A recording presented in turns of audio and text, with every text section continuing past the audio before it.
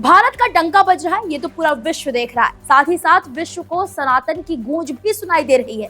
लेकिन सनातन की गूंज सुनकर कट्टरपंथियों और सनातन विरोधियों के कानों से खून निकलने लगते हैं। एक बार फिर से कट्टरपंथियों को मिर्ची लगने वाली है। कैसे, आइए दिखाते हैं।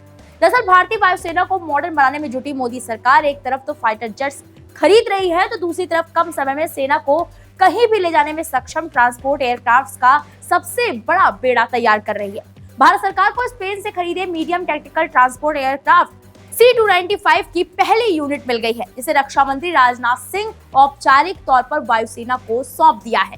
हिंडन एयरबेस पर औपचारिक कार्यक्रम में रक्षा मंत्री ने C-295 को एयरफोर्स के अधिकारियों के सुपुर्द किया। रक्षा मंत्री राजनाथ सिंह ने एयरबेस पर ही C-295 की पूजा की, उस पर ओम बनाया और स्वास्तिक का निशान भी बनाया, यानी कि जिसे देखने के बाद सनातन विरोधियों का खून खौल उठेगा। इस दौरान वायुसेना के वरिष्ठतम अधिकारी भी मौजूद रहे। C-295 ट्रांसपोर्ट एयरक्राफ्ट को दुनिया के बेहतरीन मीडियम वेट ट्रांसपोर्ट एयरक्राफ्ट में से एक माना जाता है और भारत में जब इसकी सारी यूनिट पहुंच जाएगी तो भारत की वायुसेना के पास इन एयरक्राफ्ट का सबसे बड़ा बेड़ा तैनात हो जाएगा।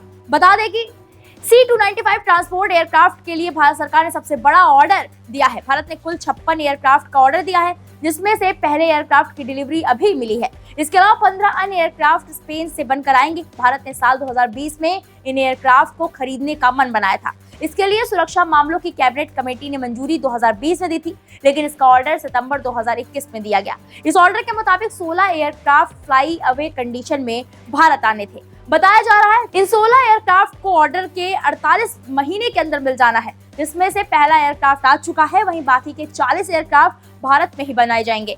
भारत में मेक इन इंडिया के तहत इन 40 एयरक्राफ्ट का निर्माण अगले 10 साल में भारत में ही किया जाएगा। इसके लिए भारतीय company Tata advance system limited काम करेगी। अगर इनकी खासियत की बात करें तो C-295 ट्रांसपोर्ट एयरक्राफ्ट एक साथ 70 से अधिक सैनिकों को कहीं भी ले जा सकता है। इसके अलावा इसकी रेंज बहुत ज्यादा है। इतना ही नहीं, इस एयरक्राफ्ट पर रडार की तैनाती भी की जा सकती है। ट्रांसपोर्ट एयरक्राफ्ट C-295 को मल्टी यूटिलिटी माना जाता है।